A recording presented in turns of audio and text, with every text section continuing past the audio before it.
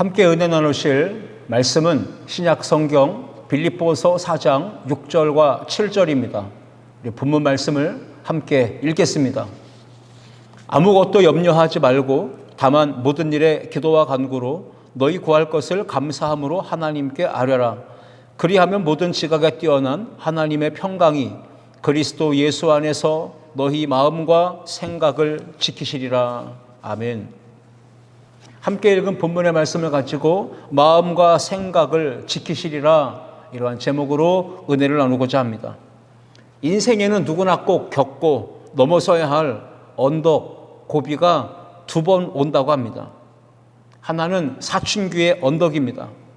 누구나 사춘기를 지나갑니다. 그런데 그 사춘기를 잘못 겪고 잘못 지나가게 되면 인생이 흔들리고 방황하다가 결국 무너지고 실패할 수 있습니다. 사춘기, 청소년기는 어떤 시기인가요? 정체성의 혼란을 겪는 시기입니다. 육체적으로, 신체적으로 급속한 변화와 발달이 일어나는 시기입니다. 바로 그때 청소년기, 이 사춘기는 자기 마음과 생각과 의지대로 자신을 잘 제어할 수 없고 통제와 조절이 안 되기 때문에 매우 힘든 언덕, 고비라고 말하는 것입니다. 인생이 흔들리고 위기를 겪다가 결국 무너지는 사람들은 한결같은 공통점이 사춘기를 잘못 보냈다라고 하는 특징들이 있는 걸 봅니다. 인생의 두 번째 고비는 갱년기의 언덕입니다. 제2의 사춘기라고도 부르죠. 제2의 사춘기. 그 중년의 나이에 특징은 뭡니까? 감정의 기복이 너무 심하다는 겁니다. 갑자기 열이 확 달아올랐다가 또 순식간에 열이 확 내렸다가 걷잡을 수 없고 종잡을 수 없는 그 시기가 갱년기, 바로 중년기라고 합니다. 갱년기의 특징은 뭡니까? 감정 통제력이 약화되는 것이고 상실되어져 가는 겁니다. 신체적으로는 발달이 멈추었기 때문에 이제는 무너져가고 약화되고 퇴화되어져 가는 것, 그것이 바로 갱년기의 증상들이죠. 그들은 감정이 순식간에 뜨겁게 달아올라서 그래서 순식간에 욱하는 심정으로 폭발을 하기도 하고 또는 순식간에 감정이 차갑고 냉랭하게 식어져서 아무런 반응을 보이지 않는 때도 있다고 하는 거죠. 여자들만 갱년기를 보내는 게 아니라 남자들도 갱년기를 겪습니다. 그래서 남자지만 갱년기를 겪게 되면 감정의 기복이 심해집니다. 그래서 괜히 울적해졌다가 또 괜히 기뻐졌다가 눈물이 많아졌다가 이것도 역시 감정을 종잡을 수 없는 상황인 것입니다. 여러분, 질풍노도의 사춘기 그리고 중년의 갱년기, 이 두 언덕이, 고비가 서로 부딪히고 충돌하게 되면, 싸우게 되면 누가 이길까요? 많은 분들이 갱년기가 이긴다라고 이야기합니다. 여러분, 남녀를 불문하고 사춘기와 이 갱년기에 우리의 마음과 생각을 지키지 못한다면 그 인생이 크게 흔들리고 요동하고 무너질 수 있습니다. 인생의 초반기에 무너지는 건 사춘기 때문이고 인생의 후반기에 무너지는 것은 갱년기 때문이라 말할 수도 있습니다. 사춘기, 갱년기의 공통적인 문제, 위기는 사람의 마음을, 생각을 종잡을 수 없고 그 감정을 쉽게 다스리기가 어렵다는 것입니다. 인생의 중요한 고비마다 우리가 마음과 생각을 얼마나 잘 지키느냐 아니면 지키지 못하느냐에 따라서 인생이 무너질 수도 있고 세워질 수도 있습니다. 행복과 불행이 나뉘어질 수도 있고 삶과 죽음이 갈라질 수도 있습니다. 건강할 수도 있고 건강을 잃고 질병에 들 수도 있기 때문에 사람들은 말하는 것이죠. 세상 만사가 다 사람 마음 먹기에 달렸다라고 말하지 않습니까? 모든 것이 마음 먹기에 달렸다는 이 말이 마음이 긍정적이고 창조적이고 적극적인 상황, 그 생각이 그래야 된다는 것, 그건 맞는 말입니다. 그런데 맞는 말이지만 인생의 행복과 불행을 결정짓는 그 마음과 생각, 그조차도 우리는 스스로 절제하고 제어하고 통제하는 것이 얼마나 어렵고 사실 그 문제에 있어서 우리가 얼마나 많이 실패하고 있는지, 마음과 생각을 지키지 못할 때가 많은지 우리는 그런 일들을 많이 경험하고 있지 않습니까? 지혜자가 말했습니다. 잠언 4장 23절에 모든 지킬 만한 것 중에 더욱 내 마음을 지키라. 생명의 근원이 이에서 남이니라 했습니다. 모든 것을 잘 지켜야 합니다. 그러나 더 잘 지켜야 될 것은 생명의 근원이 나오는 마음이라 했습니다. 그러므로 마음과 생각을 잘 지키면 육체의 건강, 영혼의 건강, 생명을 지킬 수 있게 되고 우리의 삶을 행복하고 만족한 삶으로 나아가게 하는 비결이다라는 것을 우리가 깨닫기를 바랍니다. 오늘 본문 말씀에서 사도 바울은 우리에게 마음과 생각을 굳게 지킬 수 있는 비결을 세 가지로 설명하고 있습니다. 우리 함께 이 세 가지를 살펴보며 은혜를 나누고자 합니다. 첫 번째, 함께 읽겠습니다. 아무것도 염려하지 말아야 합니다. 우리가 마음과 생각을 지키기 위해서는 절대적으로 염려나 근심이나 걱정이 우리 마음에 틈을 타고 들어오는 것을 막아내야 합니다. 염려와 걱정, 근심, 불안, 두려움은 절대로 하나님이 우리에게 주시는 것이 아닙니다. 하나님 아버지의 뜻과는 정반대인 것입니다. 모든 질병을 유발시키는 원인이 스트레스에 있다고 하지 않습니까? 그 스트레스는 마음의 염려, 근심의 짐이 무겁게 짓누를 때 결국은 스트레스를 받게 되고 육신의 질병, 마음의 질병으로 연결되는 것입니다. 염려, 근심, 걱정, 불안을 하지 않으려고 우리가 마음을 먹고 또 다짐을 하지만 우리는 여전히 염려 때문에, 근심 때문에, 걱정 때문에 밤에도 잠을 이루지 못하고 있지 않습니까? 빌립보서 4장 6절 상반절 말씀에 보면 아무것도 염려하지 말고 라고 했습니다. 보편적으로, 일반적으로 사람들이 하는 염려는 질병의 문제입니다. 육신의 몸에 질병이 찾아오는 것, 그것이 두렵고 그것이 근심이고 염려가 되는 겁니다. 직장이 안정되지 못하고 사업의 경영이 어려워 부도의 직면에 놓일 때 그때 염려와 근심과 불안과 두려움이 찾아오는 것입니다. 자녀의 미래, 학업, 진로, 진학, 취업, 결혼의 문제가 염려될 때 근심이 점점 더 커져가는 것입니다. 다른 사람들과의 관계 속에서 상처받고 마음이 너무 아플 때 그 상심한 마음, 그 마음은 염려와 근심으로 치우치게 되고 스트레스가 가중되고 결국은 마음의 질병, 육체의 질병으로 연결되게 되어져 있습니다. 염려병이라는 것이 있죠. 그 염려병, 미국의 성인들의 무려 18%가 다 염려병에 걸려 있다는 겁니다. 무려 4천만 명이 넘는 인구가 염려병에 걸려서 그 염려병을 치료하기 위해 무려 1년에 약 50조 원이 소모가 된다고 합니다. 어마어마한 재정이 지금 염려라는 질병을 치료하기 위해 투자되고 있다는 것이죠. 우리가 몇 가지만 좀 생각해 볼 수 있다면 염려, 그거 떨쳐낼 수 있고요. 염려 붙잡지 않을 수 있고요. 염려 우리가 버릴 수 있습니다. 그 몇 가지만 여러분 말씀드리려고 해요. 첫 번째는 염려의 정체를 알아야 됩니다. 마음의 염려 그리고 불안은 우리의 생명과 우리의 삶을 위협하고 빼앗는 어찌 보면 세균과 이 바이러스와 같은 것입니다.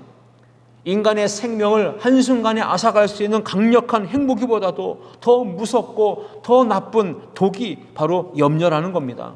마음에 찾아오는 염려는 우리의 인생을 완전히 좌절시키고 폭파시키는 강력한 파괴력을 가지고 있기 때문에 그 염려, 우리는 무슨 일이 있어도 품지 말고 그 염려 우리의 삶에서 밀어내고 내버려야 될 줄 믿습니다. 마태복음 6장 25절에 예수님이 말씀하십니다. 그러므로 내가 너희에게 이르노니 목숨을 위하여 무엇을 먹을까, 무엇을 마실까, 무엇을 이하여 무엇을 입을까 염려하지 말라. 목숨이 음식보다 중하지 아니하며 몸이 의복보다 중하지 아니하냐 말씀하십니다. 그러니까 의식주의 문제를 가지고 염려하지 말라고 예수님은 따르는 제자들에게 말씀하신 것이고, 그리고 지금 우리 모든 성도들을 향하여서도 그 말씀을 주고 계신 줄 믿습니다. 무엇을 먹을까, 마실까, 입을까, 이 의식주를 염려하며 살 것입니까? 아니면 목숨, 생명을 더 소중히 여기며 살겠습니까? 염려는 목숨을 위협합니다. 생명을 위협합니다. 염려가 마음에, 생각에 들어오게 되면 스트레스가 되고 병들게 되고 결국 목숨을 잃을 수 있습니다. 염려는 말씀드렸듯 강력한 폭탄과 같아서 그 염려를 끌어안게 되면, 붙잡고 살다 보면 언젠간 터집니다. 그래서 생명을 위협할 뿐 아니라 죽음으로 몰게 만드는 것이죠.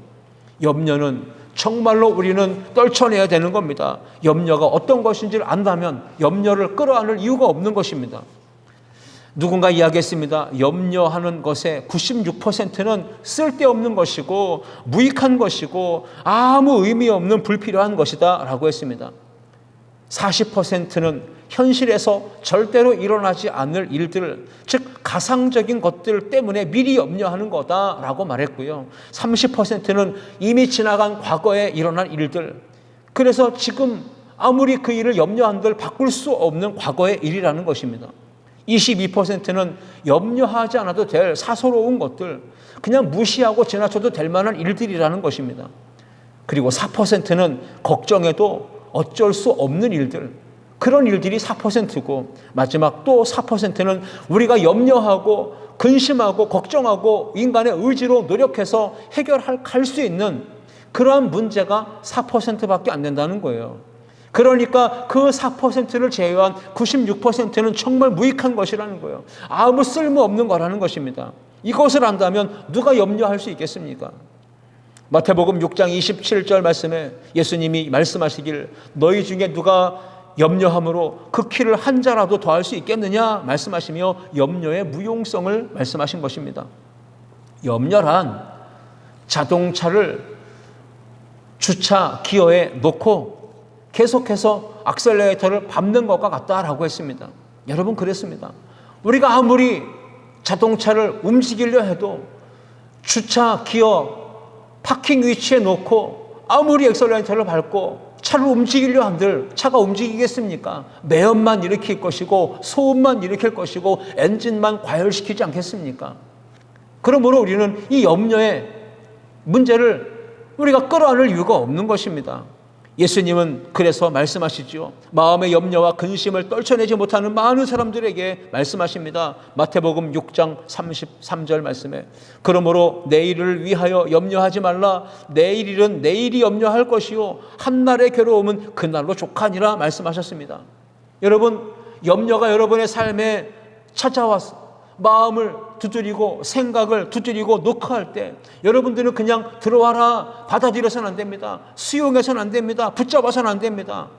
염려에 대해서 과감하게 명령하고 선포하십시오. 염려야, 오늘은 됐고 내일 다시 오든지, 나는 내가 정말 싫구나, 나는 너를 싫어하니, 나는 너를 증오하니 내게서 떠나가라, 내게는 다시는 찾아오지 말라, 이렇게 명령하고 선포하여 이 염려를 거부하고 돌려보낼 수 있기를 주님의 이름으로 축원합니다.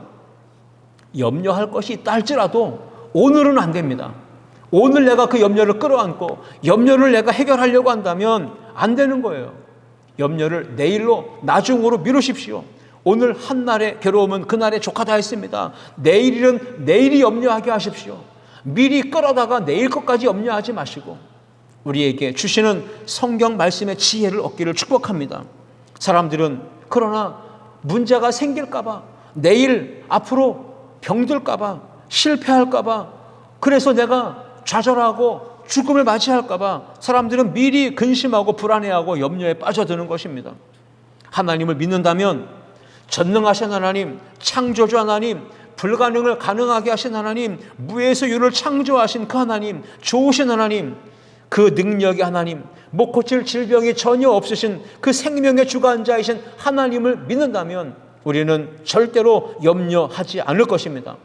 여러분, 그 하나님 믿으시기를 주의 이름으로 축원합니다. 그 사랑의 하나님이 여러분을 향하여 말씀하십니다. 사랑하는 아들아, 사랑하는 딸아, 내가 너의 모든 염려 다 짊어질 테니 그 모든 염려의 짐을 내게 맡기라 말씀하십니다. 그 모든 염려의 짐을 맡기라 하시는데 왜 우리는 여전히 그 무거운 염려의 짐을 내 어깨에 짊어지고 마음에 짊어지고 생각 속에 염려를 끌어안고 그렇게 살아가며 고민하고 걱정하고 불안해하고 두려워하고 괴로움 가운데 있습니까? 갓난아기들, 어린아기들이 염려하는 거 보셨습니까? 염려하지 않습니다. 아, 분유가 떨어졌다, 기저귀가 젖었다, 어떡하지? 우리 엄마 아빠 돈 들어갈 텐데, 그거 걱정하지 않습니다. 초등학생, 중학생, 고등학생, 대학생 자녀들이 되었다 할지라도 부모님의 힘을 믿고 부모님을 의지하고 있기 때문에 자녀들은 집값 오른다고 염려하지 않습니다. 부동산 값이 뛴다고 염려하지 않습니다. 지금처럼 코로나19가 극성을 부리고 팬데믹으로 인하여 경제가 어렵고 마비되고 휘발유값 치솟고 경유값 치솟고 폭등하고 있다고 우리의 자녀들이 그런 문제로 염려하고 근심하고 불안해하지 않습니다. 밤잠을 설치지 않습니다. 먹고 사는 문제 때문에 자녀들이 걱정하고 염려하지 않는다는 겁니다. 만약에 어린 아기가 국가의 문제를 염려한다면, 사회의 문제를 염려한다면, 교육의 문제를 염려한다면, 종교, 정치 문제를 염려하고 있다면 그 아이가 염려입니다. 그 아이가 문제입니다. 그 아이가 기도 제목입니다. 그 아이를 위해서 기도원에 올라가서 밤낮으로 금식하며 철야하며 기도해야 할 겁니다. 어린아이가 엄마, 아빠 걱정하면서 분유 살 돈 없다고, 기저귀 살 돈 없다고, 얼마 남지 않은 것 같은데 어떡하냐고 염려하면서 걱정하면서 밤에 잠을 자지 않는다면 이것만큼 심각한 일이 어디 있겠습니까? 염려하는 아이를 본다면 그 부모가 얼마나 기가 찰 노릇입니까? 얘야, 아무 걱정하지 마라. 염려하지 마라. 그 걱정거리 다 내게 맡기고 너는 아무 염려하지 마. 내가 다 해결할 거야. 부모님은 그렇게 자녀들에게 안심시키고 아무런 걱정하지 말라고 힘을 내라고 말해주지 않겠습니까? 우리의 좋으신 사랑의 하나님 아버지는 우리의 모든 필요한 것들을 다 알고 계십니다. 우리에게 있어야 될 것들을 더 잘 알고 계십니다. 그래서 때마다 시마다 우리에게 적절한 때에 일용할 양식을 공급하시고 가장 좋은 것들로 우리에게 채워주실 줄 믿습니다.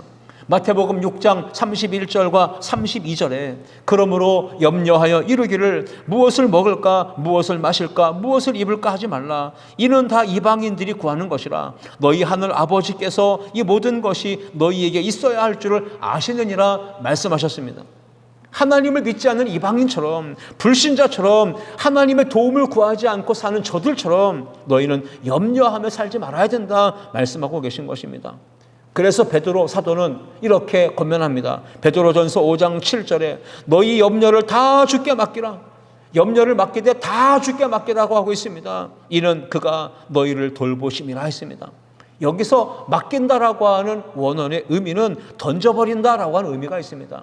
여러분, 오늘 여러분의 염려의 짐보따리, 염려의 무거운 짐을 다 주님께 내던지길 주님의 이름으로 축원합니다. 염려, 걱정, 보따리를 던지라고 하니까 여러분 남편 집어던져서는 안 되고, 여러분의 자녀 집어던져서는 안 되고, 여러분의 인생의 문제, 그것을 위해서 우리가 어떻게 해야 됩니까? 하나님 앞에 그 염려의 보따리를 들고 나가 풀어내야 될 줄 믿습니다.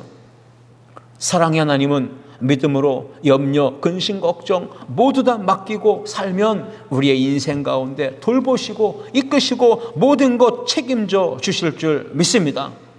우리가 어떻게 사는 것이 마음과 생각을 지키는 비결일까요? 두 번째 함께 읽겠습니다. 항상 기도하고 깨어 있어야 합니다. 아멘. 이 세상에는 아무 수고도 노력도 일하지도 땀 흘리지도 않고 그냥 날 것으로 공짜로 먹으려고 하는 도둑들이 있습니다. 그 도둑들은 세 부류로 나눌 수 있어요. 첫 번째 부류는 좀도둑입니다.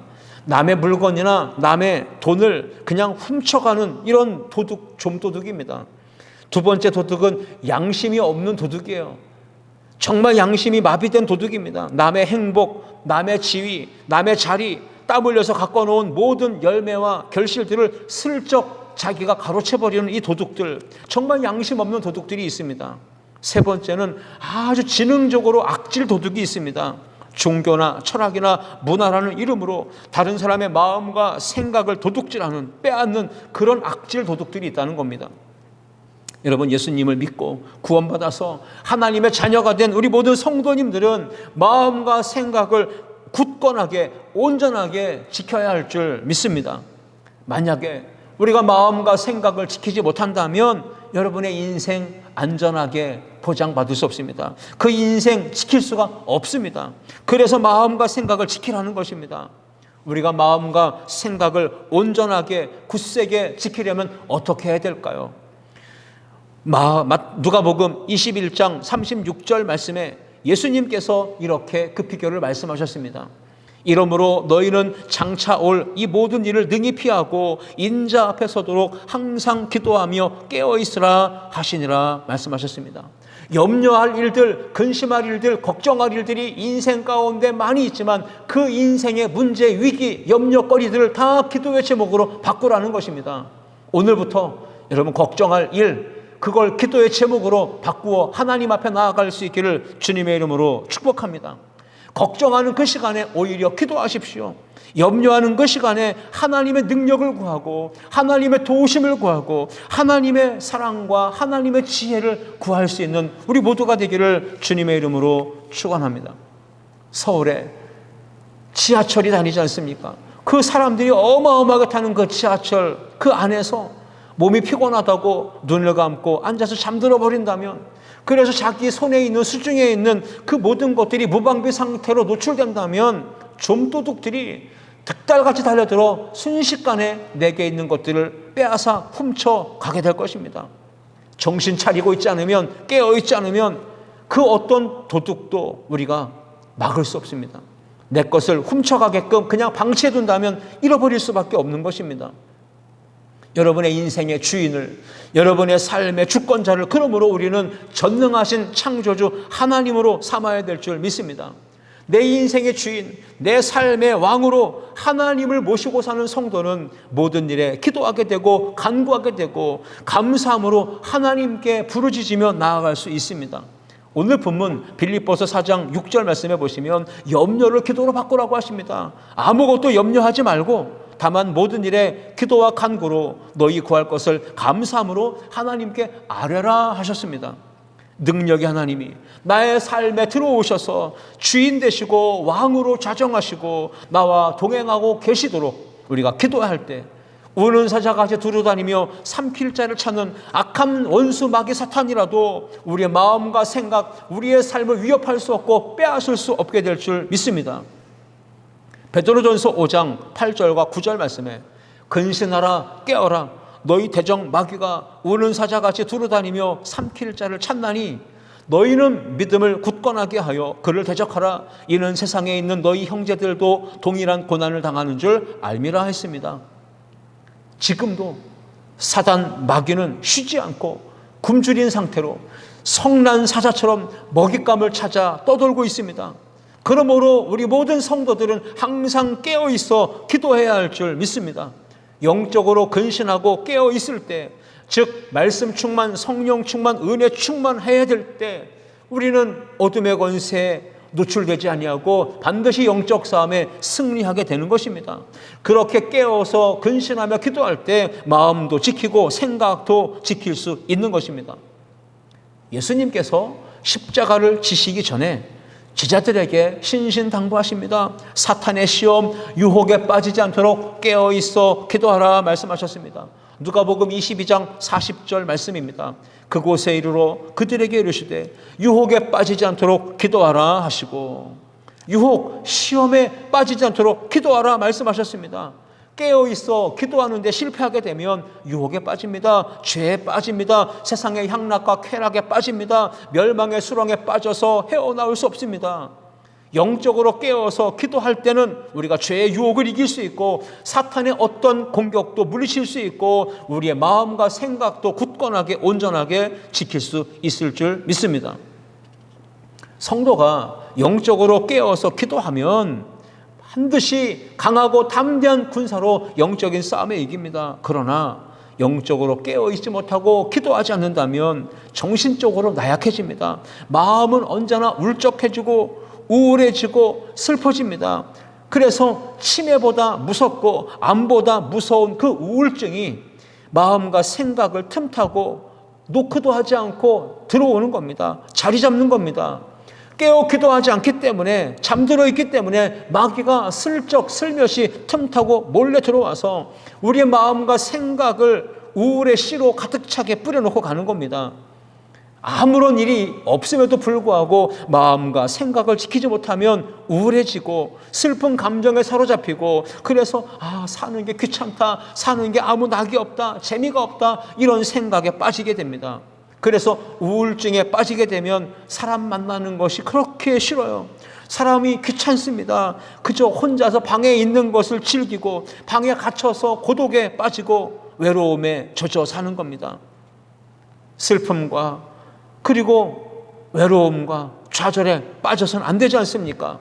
세상의 쾌락과 모든 어두움과 부정적인 요소들, 불신앙이 아무런 노크도 하지 않고 내 마음을 삐집고 들어와 자리를 잡지 않도록 우리는 항상 깨어 기도하며 마음과 생각을 지켜야 할 줄 믿습니다.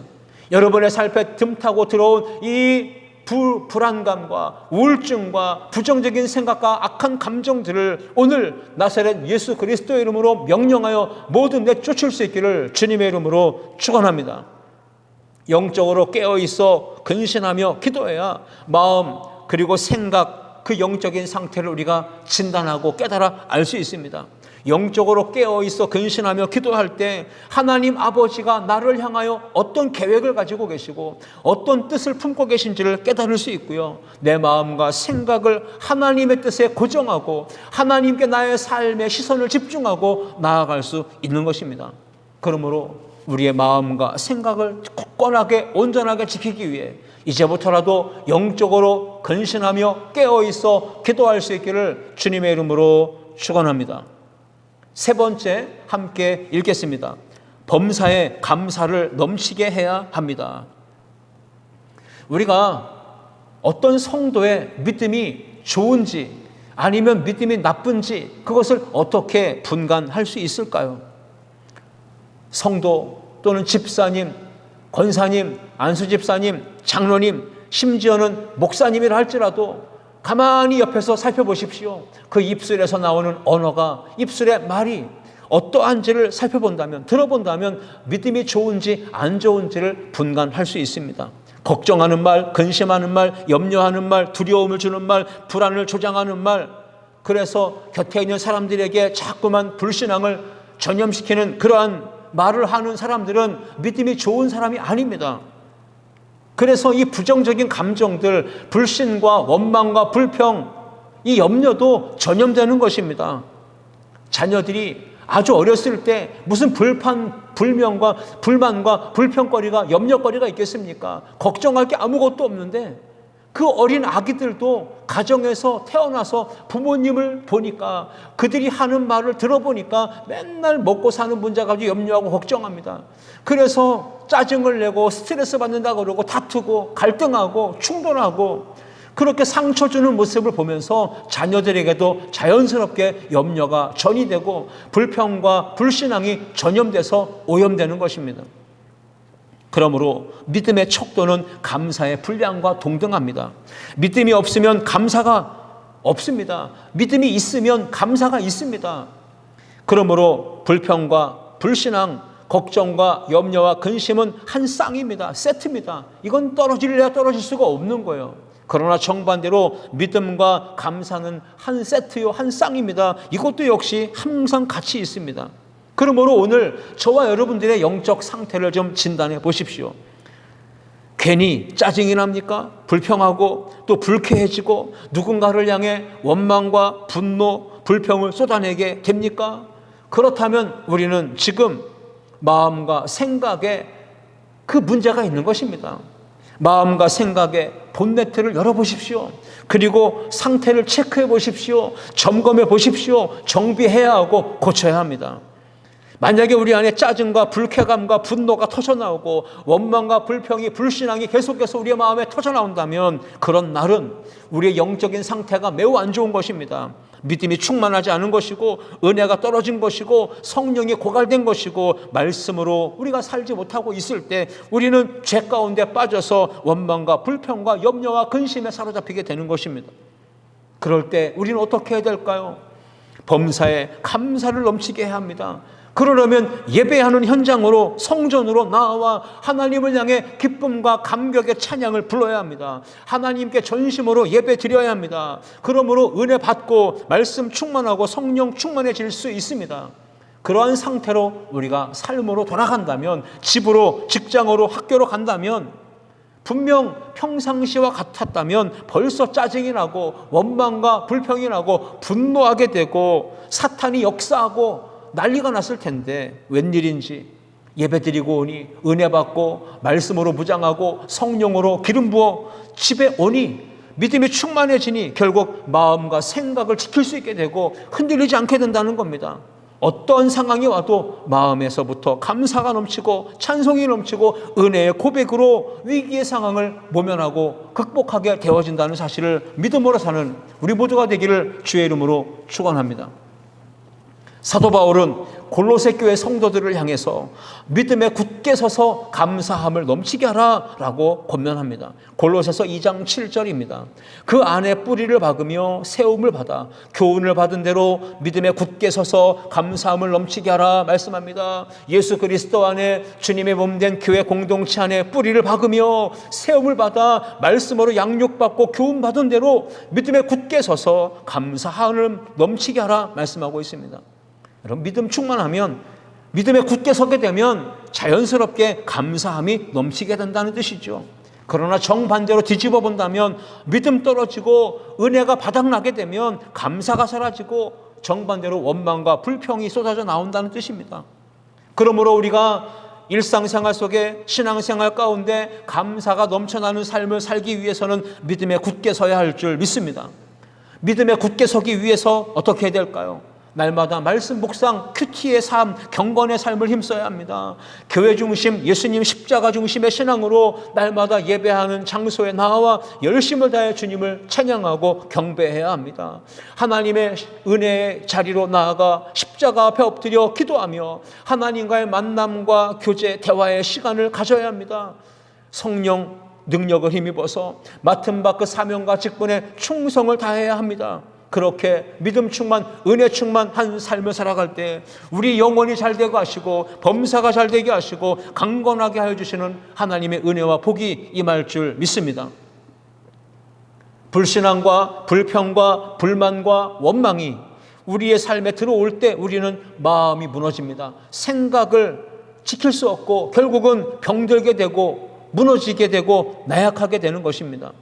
디모데전서 4장 4절과 5절 말씀해 보시면 하나님께서 지으신 모든 것이 선함에 했습니다. 그러므로 감사함으로 받으면 버릴 것이 없나니 하나님의 말씀과 기도로 거룩하여짐이라 기록합니다. 감사함으로 받으라고 합니다. 모든 것이 선하다고 했습니다. 믿음 충만하면 모든 것이 선하게 보이고 감사함으로 받을 수 있어요. 버릴 것이 없습니다. 우리가 거룩한 믿음, 온전한 믿음 가지려면 하나님의 말씀과 기도로 훈련받고 무장해야 되는 겁니다. 하나님의 말씀과 기도로 거룩하여진 믿음을 가지면 하나님이 지으신 모든 세계, 모든 선한 것을 우리가 감사함으로 여기며 받을 수 있게 되고요. 그 어느 것 하나도 원망하지 않고 불평하지 않고 버릴 것이 없다는 겁니다. 감사함으로 가정생활하면, 감사함으로 직장생활하면, 감사함으로 학교생활하면, 감사함으로 교회생활하면 하나도 버릴 것이 없다는 거예요. 그러므로 오늘 믿음에 굳게 서서 감사함을 넘치게 하는 모든 성도 되시기를 주의 이름으로 축원합니다. 하나님을 온전히 신뢰하고 하나님을 온전히 믿는 성도는 하나님께 맡길 수 있습니다. 그래서 감사하면 마음과 생각이 완전히 지배당하게 되고 밝아지며 행복해지며 그 마음과 생각의 기쁨으로 채워지게 되고 평안함을 누리며 담대함을 얻게 될 줄 믿습니다.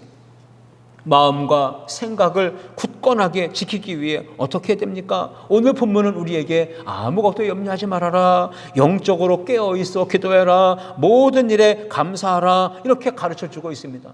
골로새서 4장 2절 말씀에도 계속 기도하고 기도에 감사함으로 깨어있으라 말씀하고 있습니다.